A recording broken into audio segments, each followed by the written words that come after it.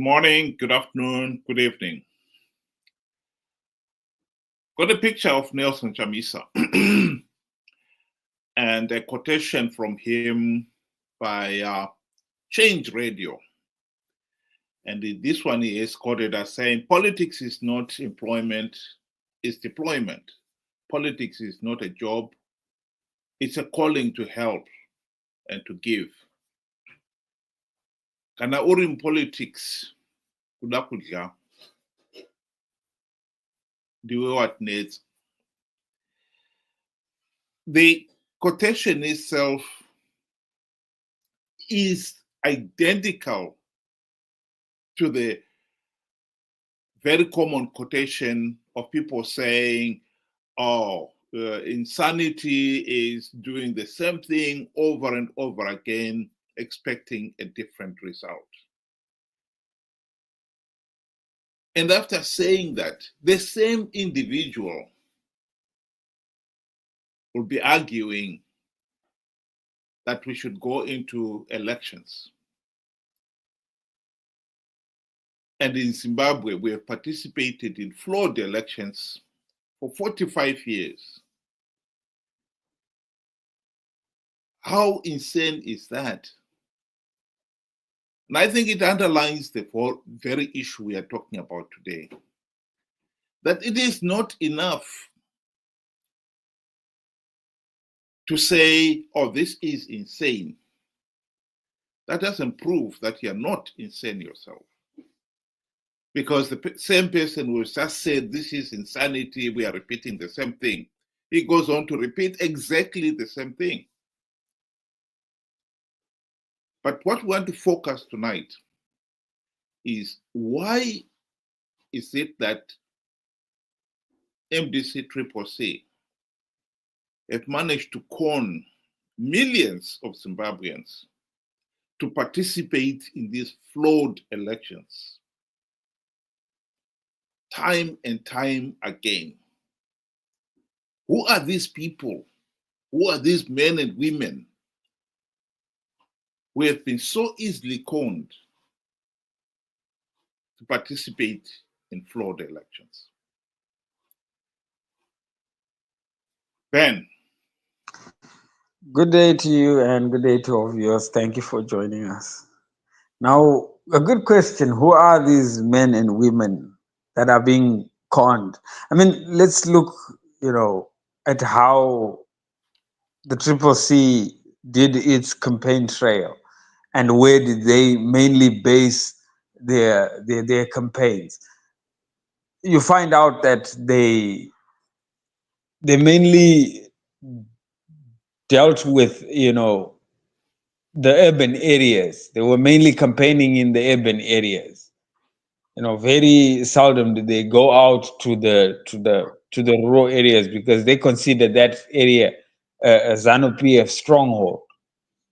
So most of the 2 million that voted for Chamisa, we can safely say they came from the urban centers. So these are the men and women that were conned into participating in rigged elections. The question now is, how is it that they are easily conned? You will find out that I personally think it's because of desperation. We have decided to put our brains aside and think with our stomachs. Our desperation stinks, and the stench has led to our vulnerability to being preyed upon by these scavengers. That's my take on it.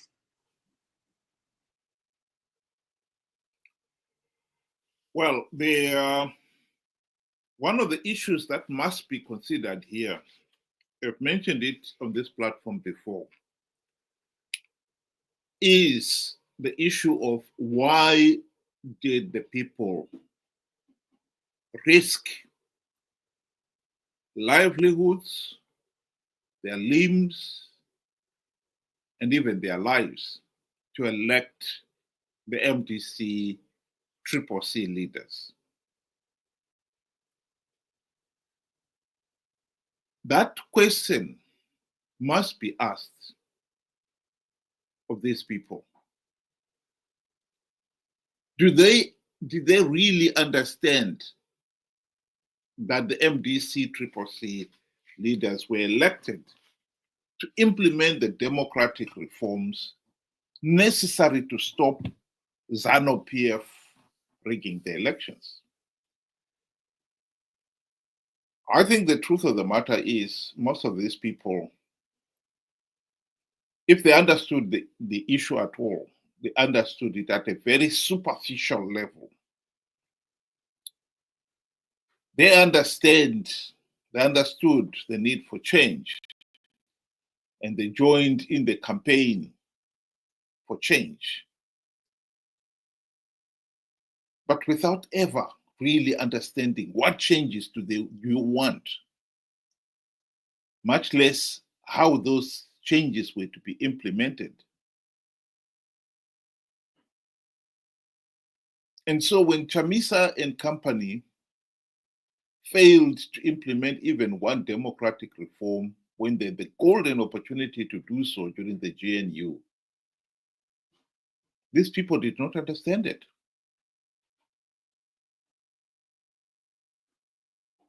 And when MDC leaders realized they failed to implement any meaningful reforms, they changed their tune.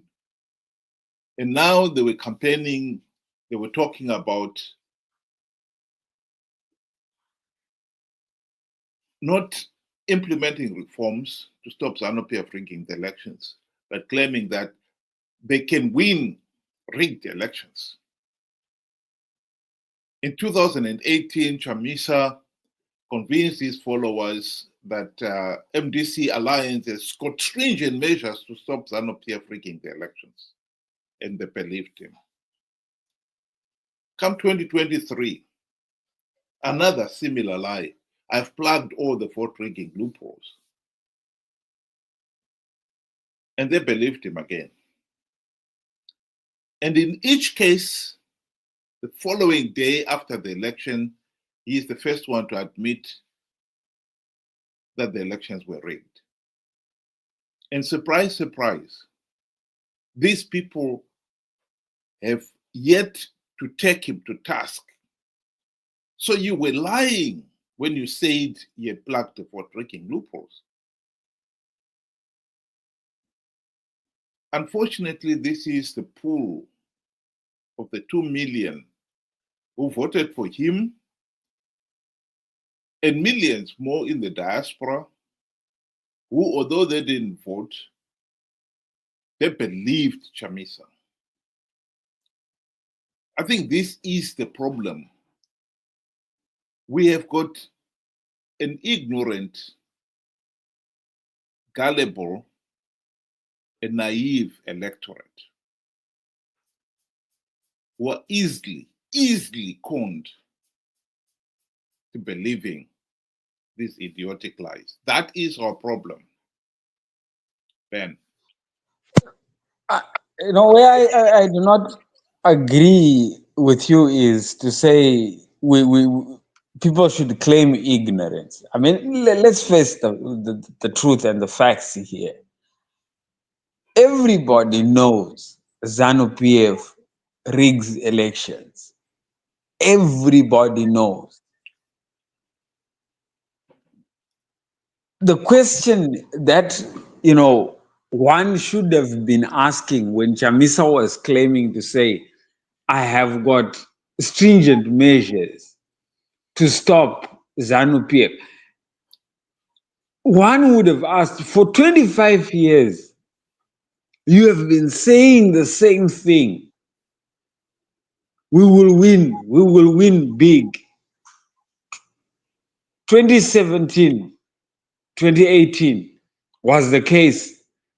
We are going to win big. It's a done deal. They lost that election. That election was rigged. 2023, this time the stringent measure, it's impossible, right up to the extent where he claimed he had already set up cabinet. God was in it, and what God has declared, no man can violate or put asunder. Those elections were rigged. Everybody knows ZANU-PF will rig elections and claim victory as long as the situation remains the same. In fact, SADC, AU have been giving these same guys recommendation. Fix this if you want to have a fair chance at winning these elections. None of those recommendations have been, implemented. Rather, they have decided to come up with funny and ridiculous, narratives of how they are going to, stop the rigging, which everybody knows. So we cannot now then say people are ignorant. Gullible, yes, they are, because they would follow anybody that would bring change. One political analyst said, if Mugabe was on the one side and a donkey on the other side, and people were told to vote, the probability they would have voted for the donkey, because nobody wanted ZANU-PF. Nobody wants ZANU-PF. But because the system, which SADC, the AU, and all observer missions have been stating that elections are being rigged in Zimbabwe, fix your political system, and then you can go and have free, fair, and credible elections.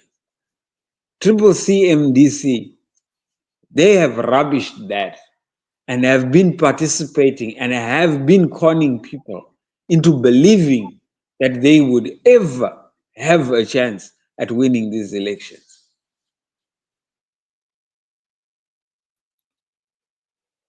Well, the it's a video clip of him talking of preparing, Chamisa talking about preparing the elections. I'll just play it. Makorokoto Zimbabwe, nokuti hakuna munhu anomira kana denga raronga plan.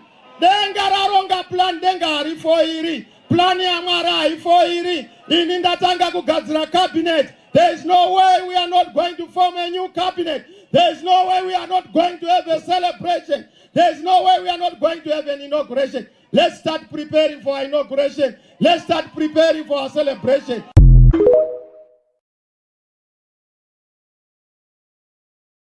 The tragedy with that is that many people believed him that Triple C was going to win big.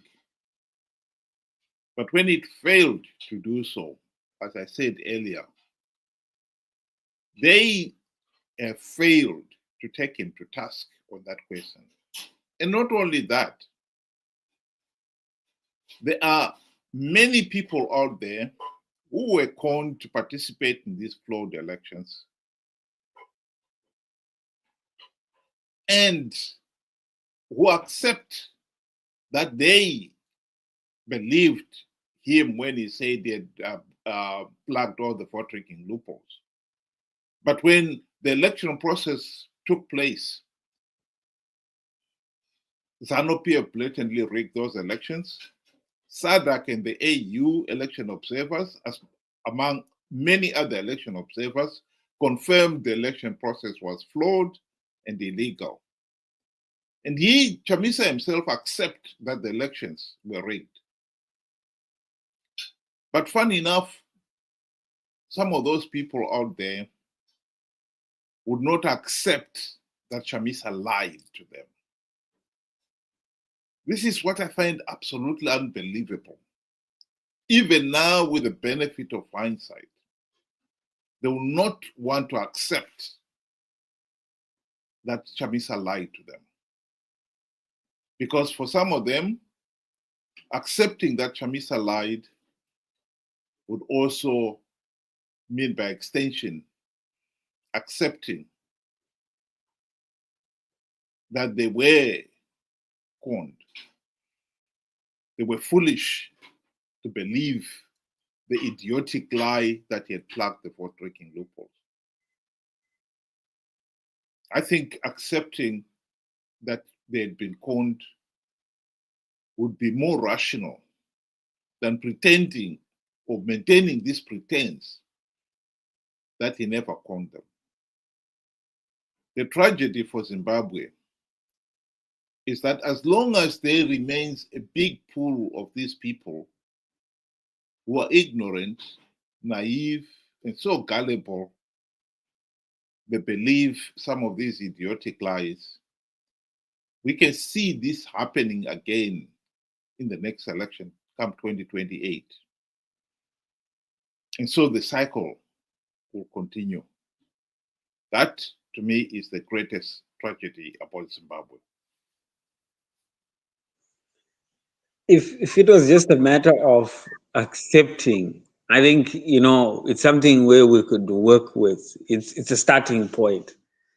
This group of people will defend Chamisa's position no matter what. I have seen people go to an extent to say, which politician doesn't lie? I think that is the most shallow thing an electorate can say, to defend somebody that lies to them and say, no, politicians lie, it doesn't matter, Then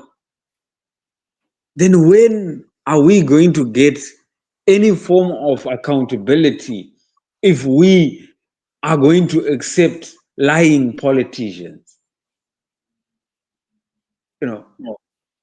It really is sad that we have now learned to accept such things as a new normal.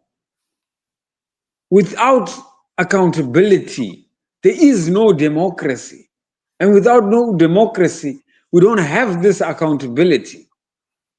So if we are going to put Chamisa, who is not yet president, on a pedestal that he is not accountable, what more when he becomes president? He's untouchable. He's unaccountable to anybody. And this group, when you really push them to say, this guy lied, you are labeled a Varakashi. Just the same way ZANU-PF labels whoever does not agree with him a sellout, Mtengesi. These guys are doing exactly the same thing. For me, this just points out the fact that I don't think Zimbabwe is ready for democracy. I don't think Zimbabweans actually understand the true meaning of democracy. It's going to take us a very, very long time to get out of this mess. It may not even be our lifetime. Maybe 2-3 generations later, they will understand what really constitutes democracy. And it's a very, very sad truth. Thank you. I just want to play a short clip of the BBC taking Chamisa to account on the issue of telling the truth. Ende patakasangana na Trump akatibvunza kuti naye vakomana mari yamuri kuda kuti nyika ifambe imari. Serious questions were raised about your behaviour in Washington, D.C. You did see some senior people on Capitol Hill, some Congress people, but you also claimed that you'd seen Donald Trump. You claimed you had a conversation with him in which you said he asked you how much you needed to move the country forward. You told him $15 billion, and he said to you that he would provide the money if you won the election. That was not true, was it? Sangana na Trump akatibvunza kuti naye vakomana It was not true that you'd seen Donald Trump and that Donald Trump indicated to you that he would provide, if you won the election, But $15 billion. All those statements were said by other people, not what I said. Trump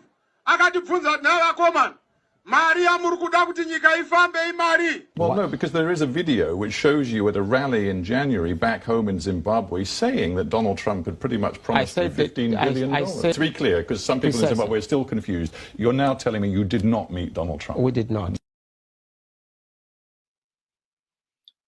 Somebody asked me a very pertinent question.